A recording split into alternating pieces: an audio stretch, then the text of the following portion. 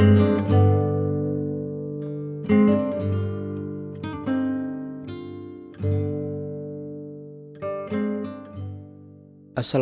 warahmatullahi wabarakatuh. Halo sahabat, kembali lagi di Senja Islami. Pada kesempatan kali ini saya akan mengisahkan sebuah kisah yang sangatlah menarik, yaitu tentang sifat-sifat umat pilihan, terutama umat Nabi Muhammad SAW. Semoga daripada kisah ini sahabat semua dapat mengambil hikmahnya. Berikut adalah kisahnya. Dari sahabat Abu Hurairah radhiyallahu anhu berkata, Nabi Muhammad SAW bersabda, "Umat pilihanku adalah orang yang bersaksi bahwa sesungguhnya tiada Tuhan selain Allah dan sesungguhnya Nabi Muhammad adalah utusan Allah. Tatkala mereka berbuat baik, maka mereka merasa bahagia.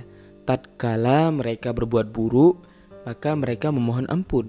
Dan tatkala mereka berpergian, maka mereka tak pernah melupakan sholat mereka dan tak pernah membatalkan puasa mereka.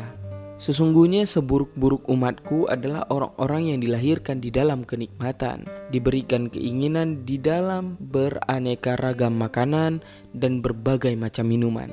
Tatkala mereka berbicara, mereka bermulut besar. Tatkala mereka berjalan, mereka merasa angkuh. Celakalah bagi orang-orang yang menyeret-nyeret ujung pakaian, orang-orang yang makan secara berlebihan, dan orang-orang yang melantunkan syair-syair." Nabi Muhammad SAW memuji umatnya, yaitu orang-orang yang hidup berdasarkan sifat ini dan mencela umat-umat lainnya, seolah-olah beliau mendorong umatnya untuk melakukan taat dan istiqomah pada sifat itu. Sampai pada suatu malam daripada beberapa malam di bulan Rajab, Nabi Muhammad SAW terbangun untuk melihat ke dalam masjid. Apakah ada seseorang daripada sahabat-sahabatnya yang terbangun dari tidurnya?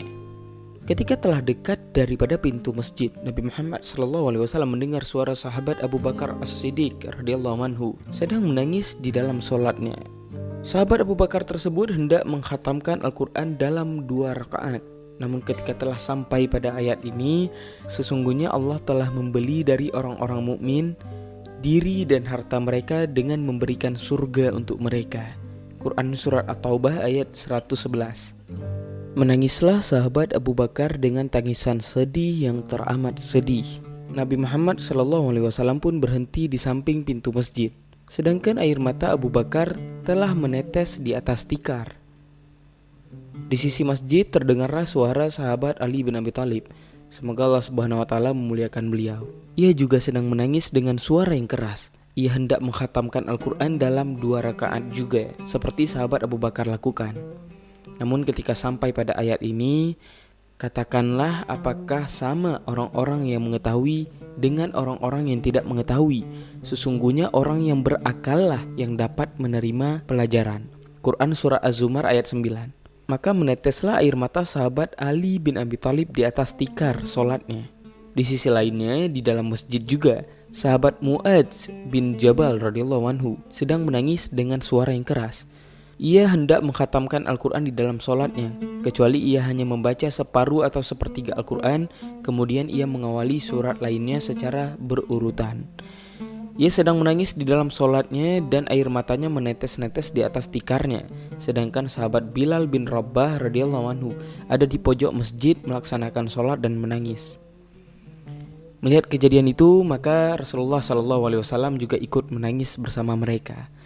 Lalu Nabi Muhammad SAW pulang ke rumahnya dalam keadaan bahagia, dan mereka tidak mengetahui kehadiran Nabi Muhammad SAW. Sahabat, ketika pagi telah tiba, mereka datang ke masjid dan melaksanakan sholat fajar atau sholat subuh di belakang Nabi Muhammad SAW.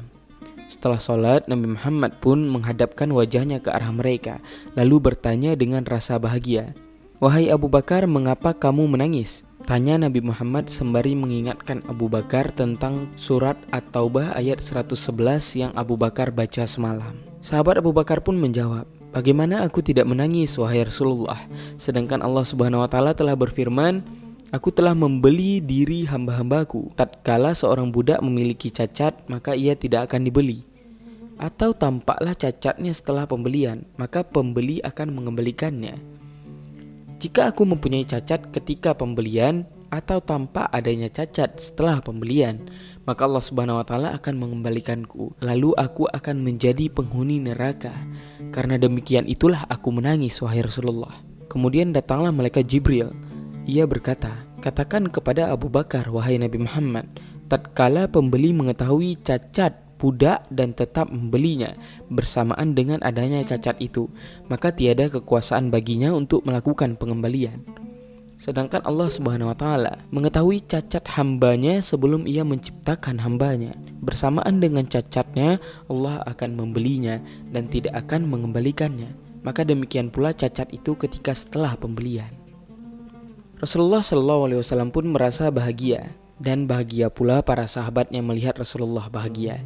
Kemudian Nabi Muhammad SAW bertanya kepada sahabat Ali bin Abi Thalib, semoga Allah Subhanahu wa Ta'ala memuliakan beliau, wahai Ali, mengapa kamu menangis ketika membaca Quran surat Az-Zumar ayat 9? Sahabat Ali bin Abi Thalib pun menjawab, bagaimana aku tidak menangis? Sedangkan Allah Subhanahu wa Ta'ala telah berfirman kepadaku, katakanlah apakah sama orang-orang yang mengetahui dengan orang-orang yang tidak mengetahui? Bapak kami yaitu Nabi Adam alaihissalam adalah manusia yang paling mengetahui, dan Allah Subhanahu wa Ta'ala telah berfirman di dalam hak Nabi Adam, dan ia mengajarkan kepada Adam nama-nama benda seluruhnya. Quran Surat Al-Baqarah ayat 31.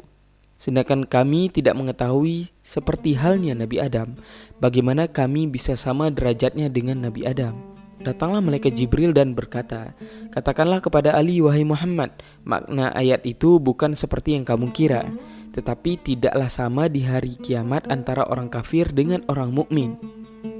Karena sesungguhnya orang kafir tidaklah menyembah kecuali pada berhala. Ia tidak beriman kepada Allah dan hari akhir, sedangkan orang mukmin menyembah Allah dan mengatakan di setiap waktu dan masa, La ilaha illallah Muhammadar Rasulullah.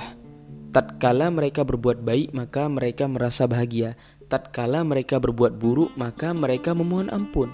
Dan tatkala mereka berpergian, maka mereka menggantikan salatnya dan membatalkan puasa mereka. Dan ketika mereka tidak ada beban di antaranya, maka mereka tetap melaksanakan salatnya dan tidak membatalkan puasanya. Maka tidaklah berdosa, tidaklah masalah, dan tidaklah apa-apa.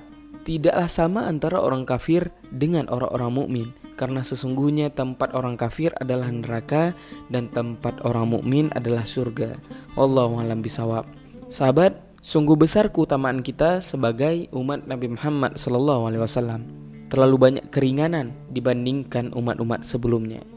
Lantas, dengan berbagai kemudahan yang telah kita terima, kita masih saja malas, masih saja meremehkan setiap ibadah yang kita kerjakan. Wahai sahabat, berbanggalah karena kita merupakan umat Nabi Muhammad SAW, umat terakhir dengan segala kemudahan dan segala keutamaan yang diberikan oleh Nabi Muhammad SAW kepada kita. Demikianlah kisah yang dapat saya sampaikan, lebih dan kurang saya mohon maaf. Wabillahi taufiq wal hidayah. Assalamualaikum warahmatullahi wabarakatuh.